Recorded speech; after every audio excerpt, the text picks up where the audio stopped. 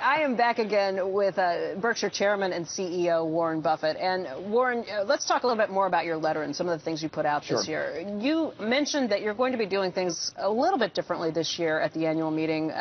Last year, you added a panel of analysts who asked a lot of questions at the annual meeting, along with the 3 journalists who asked questions and all the questions that come from the audience. This year, you say you're still going to have 1 insurance analyst, but you've added another analyst who will be looking at the other Berkshire companies, the other Berkshire subsidiaries or units or businesses, whatever you want to call these.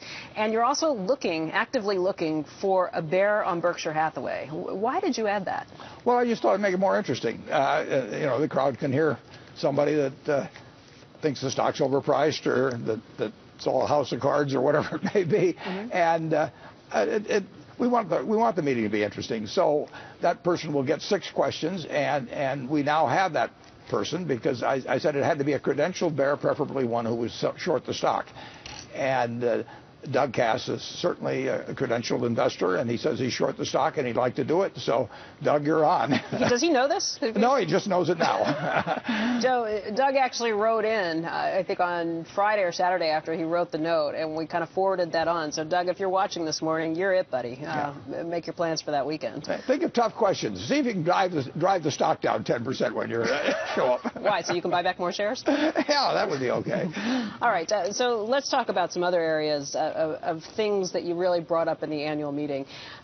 You talked about accounting, a long section on accounting, and you admitted at the end you'd be putting down the dentist drill. But why did you get into accounting this time around? Well, accounting is, I've done it before, too, and accounting is the language of investment and business. And to some extent, it's not well explained in certain cases, and sometimes people draw the wrong conclusions. So I like to stick in a little essay occasionally on where I think accounting falls short and how an investor or a business person has to think differently about it than going strictly by GAAP accounting. And then when I have an example that fits that, I'll write about it. And I know that isn't of interest to all of the shareholders. There's plenty of people that skip over that part. But I also think it's important that people understand it. We have some peculiarities in our own accounting, and I want the shareholders to understand it. And your problem with the thing that brought it up this time around was the purchase of additional shares of Marmon?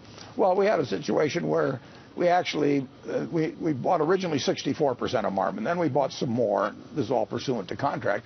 And we had to immediately write it down. If we just bought that amount by itself, we wouldn't have had to write it down. But because there was a transition between 2 rules, we actually had to charge off this year $700 million immediately upon the purchase of something that did not shrink in value, $700 million. And we want to explain that. I would want that explained to me if I was a shareholder and my management did it. So I want the facts to be there. And admittedly, it can get kind of tough sledding there for a while for some people, but it's there to explain what goes on, and we get into it in terms of amortization of intangibles, and in the end, I've got 2 very smart sisters that have most of their money in Berkshire, and I want them to understand things and that affect the value of it, and I'm talking to them.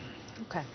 Warren, if you were to look around, a question we got again and again, and I know we've talked about this a little bit, but for people who are just tuning in, there have been people who have been writing in who want to know, if you look at the S&P 500 right now, do you think that stocks are undervalued or overvalued? Well, I think they're undervalued relative to other assets.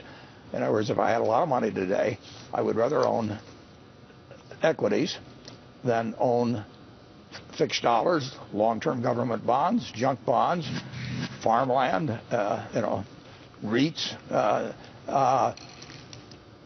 They will be affected if interest rates go up dramatically. All assets will go down in value because interest rates to investments are like gravity is, basically the physics. I mean, everything goes off of interest rates. But the cheapest thing around, I wrote that a year ago. I've been writing it for year after year. They're not as cheap as they were 4 years ago, but you get more for your money, and that's why we like buying businesses and we like buying stocks. You get more for your money there than you will get. The one thing that the dumbest investment, in my view, is a long-term government bond.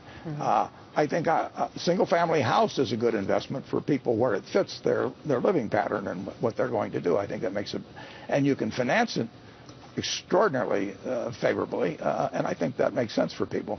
Okay, great.